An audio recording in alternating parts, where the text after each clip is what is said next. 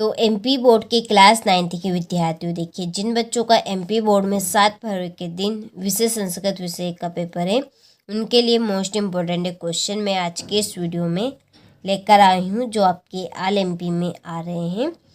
तो देखिए हम इस क्वेश्चन पेपर को पीछे से सोल्व करेंगे। सबसे पहले हम संस्कृत भाषा और इसमें अवकाश पढ़ेंगे, जो आपके 4 नंबर में पूछ जाएगी। तो जो आपके बड़े क्वेश्चन हैं उनको इस वीडियो में हम पहले कंप्लीट करने वाले हैं। तो चलिए वीडियो को हम शुरू करते हैं।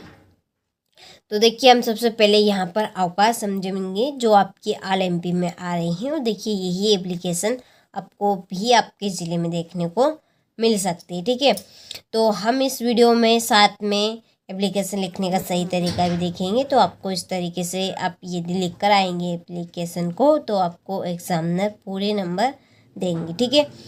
तो देखिए सबसे पहले आपको लिखना है सेवायां, फिर लिखना है माननीय प्राचार्य महोदया, फिर यहाँ पे स्कूल का नाम लिखना है शासकीय उच्चतर माध्यमिक विद्यालय, जो भी आपके स्कूल का नाम है। और यहाँ पर आपकी जहाँ पर स्कूल है वहाँ का आपको यहाँ पे पता या नाम लिखना है। आखिरी में आपको लिखना है मध्य प्रदेश, ठीक है।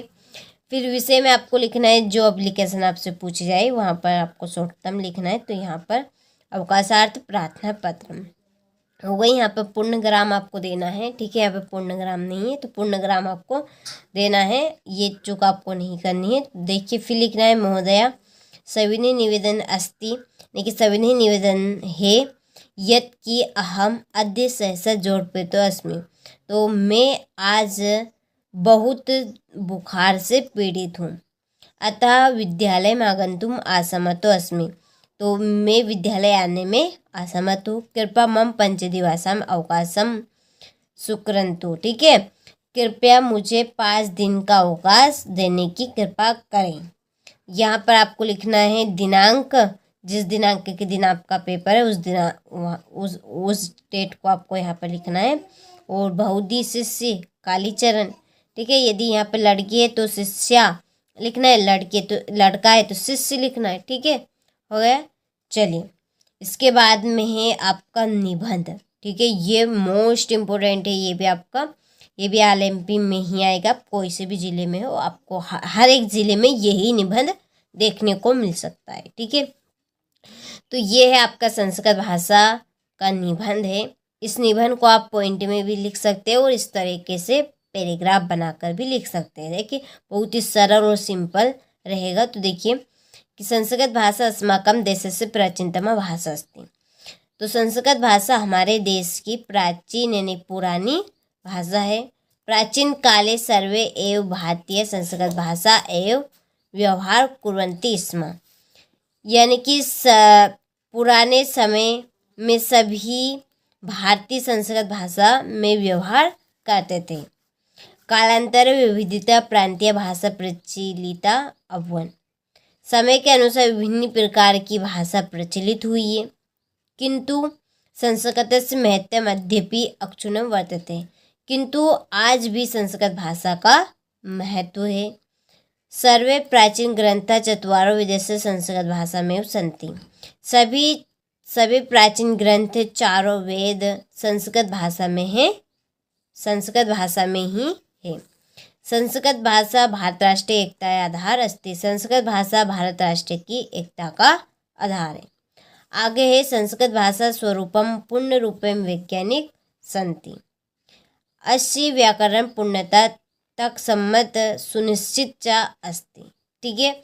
चलिए तो स्क्रीनशॉट आप यहाँ से ले लीजिए। तो ये निबंध आपको अच्छे से कंप्लीट करना है, इसको आप पॉइंटर में भी कर सकते हैं और इस तरह से आप पैराग्राफ बना के भी लिख सकते हैं, ठीक है। चलिए तो स्क्रीनशॉट आपने ले लिया होगा, आगे बढ़ते हैं। तो देखिए ये आपके मोस्ट इम्पोर्टेंट क्वेश्चन है, जो आपके ऑल एमपी में आ रहे क्वेश्चन है, ठीक है। तो इनको आपको अच्छे से कंप्लीट कर जरूर जाना है परीक्षा हॉल में जाने से पहले। तो देखिए पहला क्वेश्चन है नद्या इति रूपम भवति, तो इसका आंसर है तृतीय विभक्ति। दूसरा है मुनि शब्द से पंचमी विभक्ति रूपम किम, इसका आंसर है मुनि, ठीक है। इसमें आपका आएगा मुनि। और आगे है फल शब्द से षष्ठी विभक्ति एक वचन से रूपम भविष्यति, इसका आंसर है फलस्य। ठीक है, तो चलिए स्क्रीनशॉट आप ले लीजिए यहाँ से। इसके बाद में है चौथा, लतासु इति रूपम भवति, इसका आंसर सप्तमी। विद्याहीना न शोभन्ते इतस्मिन् वाक्ये अव्ययम पदमस्ति, इसमें आपका न।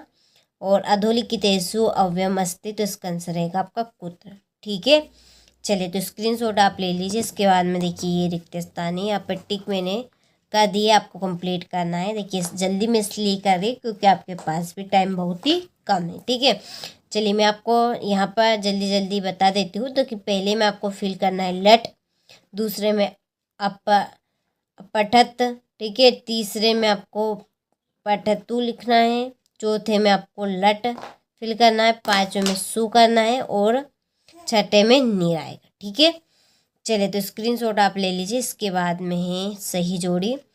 चलिए सही जोड़ी को हम कंप्लीट कर लेते हैं। यहाँ पे वैसे भी नंबर डाल दिए मैंने पहले ही।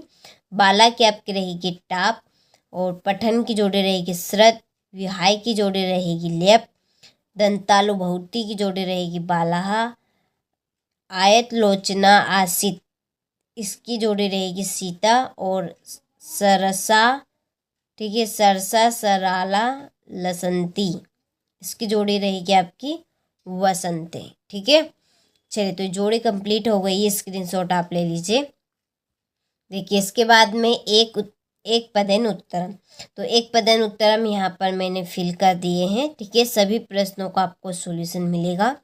देखिए आपके यही क्वेश्चन आपकी परीक्षा में आपको देखने को मिल सकते हैं, क्योंकि यही क्वेश्चन आपके ऑल एमपी में आ रहे हैं। ठीक है, तो देखिए पहले में आपको विशेषणम बताना है। एक तो पल्यमान, स्वनम, इतन्यु, इन दोनों वर्ड में से आपको विशेषण बताना है कौन सा है, तो इसमें रहेगा पल्यमान। ठीक है, इसी तरह से दूसरे क्वेश्चन में आपको भी विशेषणम बताना है, तो इसमें आपका विशेषणम रहेगा इन दोनों नामों में से, शब्द में से मंत्री भी।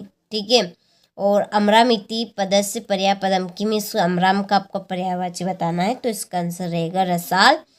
और अग्नि तस्य पदस्य पर्यायपदम, अग्नि का आपको बताना है तो पावक। और इसमें विलोम शब्द देने के उल्टा बताना है आपको पश्चात का, तो इसका उल्टा बनेगा पूर्वम। ठीक है, और विजय तस्य पदस्य विलोम, विजय का आपका पराजय बनेगा विलोम शब्द। ठीक है, तो चलिए स्क्रीनशॉट आप यहाँ से ले लीजिए अच्छे से। इसके बाद में ये है आपका आम और ना, यहाँ पे मैंने लिख दिए हैं। ठीक है, ज़्यादा समय आपका बर्बाद ना हो इसके लिए। पहले आपका आम है, दूसरा आपका ना है, तीसरा आपका ना है, चौथा आपका ना है, पांचवा आम है, छठा ना रहेगा। ठीक है, चलिए तो स्क्रीनशॉट आप ले लीजिए। इसके बाद में देखिए ये क्वेश्चन है आपके, यहाँ पर मैं एक क्वेश्चन आपको समझा देती हूँ, सभी क्वेश्चन आपको इसी तरह से कंप्लीट करने। तो देखिए छठा क्वेश्चन है आपका, तुला के भक्षिता आसित। अब देखिए आपको इसका आंसर इसके की जगह पे लिखना है मुस्के। ठीक है, मुस्के लिखना है, तो तुला मुस्के भक्षिता आसित। ठीक है, देखिए इसी तरह से काल कश्य रसम पीबती, तो काल कश्य की जगह पे आपको ये इतना पूरा आंसर लिखना है, फिर लिखना है रसम पीबती। ठीक है, कर लेंगे। ये आपका 7वां प्रश्न और ये है आपका 8वां प्रश्न। यहाँ से आप स्क्रीनशॉट ले लीजिए। ठीक है, और देखिए ये आपका 8वें प्रश्न का आंसर है यहाँ पे। ठीक है, ये आप ये 9वें प्रश्न का आंसर है, तो स्क्रीनशॉट आप ले लीजिए। यहाँ पर मैंने टिक कर दिए हैं। और 11वें प्रश्न में आप देखिए, यहाँ पे थोड़ा सा समझिएगा। ये आपके जो यहाँ पर रेखा खींचिए, इन रेखा के वर्ड की जगह आपको यहाँ पर जो मैंने वर्ड लिखा है ये लिखना है। क्यों लिखना है? क्योंकि ये आपके उत्तर है, इनको आपको प्रश्न बनाना है। ठीक है, तो कंप्लीट आप कर लीजिएगा। इसके बाद में यहाँ से ले लीजिए स्क्रीनशॉट। फिर ये आपका है 13वां प्रश्न। ठीक है, फिर ये आपका 14वां प्रश्न, जिसमें श्लोक है, 2 श्लोक यहाँ पे लिखे, कोई सा भी आप इसमें से कंप्लीट कर सकते हैं। 2 नंबर का रहेगा। ठीक है, ले लिया, बढ़ते हैं आगे। ये है आपका देखिए 15 प्रश्न, जिसमें अशुद्ध वाक्य जिनको शुद्ध करना है। तो देखिए पहला आपका है श्री शिवम नमः, तो हमें इस तरह से नहीं बोलते, इस तरह से बोलते हैं कि श्री शिवाय नमः, श्री गणेशाय नमः, श्री विष्णुनाय नमः। ठीक है, तो यहाँ पर शिवाय लिखाएगा। पत्र पत्रा वृक्ष पत्राणी पतति, इस तरह। तो वृक्षात, इसमें क्या आएगा, वृक्षात पत्राणी पतंती। सा राम पुत्र अस्ति, तो इसका आंसर रहेगा सा रामस्य, ठीक है, रामस्य पुत्र अस्ति, ठीक है। चलिए क्वेश्चन नंबर ये है आपका 16, जिसमें है रिक्त स्थान। यहाँ पर मैंने नंबर डाल दिए, स्क्रीनशॉट आप ले लीजिए, इनको फिल कर लीजिएगा आप, ठीक है। क्वेश्चन नंबर 17 में कथा क्रम संयोजन, यानी कि क्रम बाय क्रम आपको यहाँ पर जमाने हैं। तो देखिए पहले नंबर पे आपको लिखना है ये वाली लाइन तीसरी, दूसरे नंबर पर पहली लाइन लिखनी, तीसरे नंबर पे चौथी और चौथे नंबर पे दूसरी लाइन लिखनी, ठीक है। नंबर डाल दी है, आपको इस तरह से लिखना है। इसके बाद में ये आपका 18वां प्रश्न है। तो देखिए 18वें प्रश्न में पद्यांश है। अब पद्यांश है तो इस पद्यांश के देखिए ये यहाँ पर क्वेश्चन है ये, ठीक है। तो मैंने इसके आंसर इसी में टिक मार के कर दिए हैं, ठीक है। तो देखिए आपको पहले का जो आंसर है वो यहाँ से यहाँ तक लिखना है, दूसरे का आंसर यहाँ से यहाँ तक लिखना है। ये एक ही पद्यांश में समझाऊंगे, आगे को आपको कर लेना है, ठीक है। इसी तरह से टिक मार के मैंने हर एक पद्यांश में लगा दिए हैं। तो ये आपका छठे का यहाँ से तो यहाँ तक, ये तीसरे का रहेगा यहाँ से यहाँ तक, ठीक है। चलिए तो स्क्रीनशॉट आप ले लीजिए। इसके बाद में देखिए दूसरे का मैंने यहाँ पे लिख दिया आंसर। इस दशक की जगह आपको क्या लिखना है, विनम्रा मोहरा, ठीक है। यहाँ से ये आप ले लीजिए, जिन प्रश्न के आंसर वहाँ पर नहीं है वो यहाँ पे मैंने टिक कर दिए हैं। इसके बाद में ये आपका अथवा है, यहाँ पे भी मैंने क्वेश्चन के आंसर के टिक कर दिए हैं, ठीक है, नंबर डाल दिए। तो स्क्रीनशॉट आप ले लीजिए अच्छे से, ओके हो गया। चलिए देखिए ये आगे आपका 19वां प्रश्न है। चलिए तो स्क्रीनशॉट आप ले लीजिए, आपको कंप्लीट कर लेना है इन प्रश्नों के आंसर को, ठीक है। देखिए आपके ये ऑल एमपी में आने वाले क्वेश्चन हैं। ये आपका 20वां प्रश्न है। और देखिए आपने अभी तक, ठीक है, अभी तक हमारी एप्लीकेशन के साथ नहीं जुड़े हैं तो देखिए जुड़ जाइए, फ़ायदा है, क्योंकि मौका अभी भी है आपके पास, मौका हाथ से मत गवाइए। एप्लीकेशन के ऊपर हम सारी चीज़ें आपको दे रहे हैं, तो डिस्क्रिप्शन में नंबर दिए है, आप कॉल कर सकते हैं आराम से, ठीक है। ये आपका 21वां प्रश्न, जिसमें पठित गद्यांश है। इसके भी यहाँ पर मैंने आंसर के टिक कर दिए हैं। ये आपके इसके क्वेश्चन है, ठीक है, ये क्वेश्चन रहेंगे यूं, ठीक है। ये आपका है 22वां प्रश्न। 22वें प्रश्न में अवकाश, जो कि हमने स्टार्टिंग में देखी थी, और 23वें प्रश्न में निबंध, जो कि हमने अवकाश के बाद में कंप्लीट किया था, ठीक है। सभी प्रश्नों का आपने अच्छे से स्क्रीनशॉट ले लिया होगा। तो देखिए आपको अच्छे से इनको कंप्लीट भी जरूर करना है, ठीक है।